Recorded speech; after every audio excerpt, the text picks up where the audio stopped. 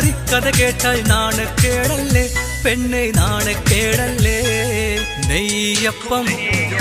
നെയ്യപ്പം തിന്നാനിട്ടോ നെയ്യലുവപ്പൊതി വാങ്ങാനിട്ടോ മാണിക്കക്കല്ലേ നിന്റെ കണ്ണും മുഖവും വാടി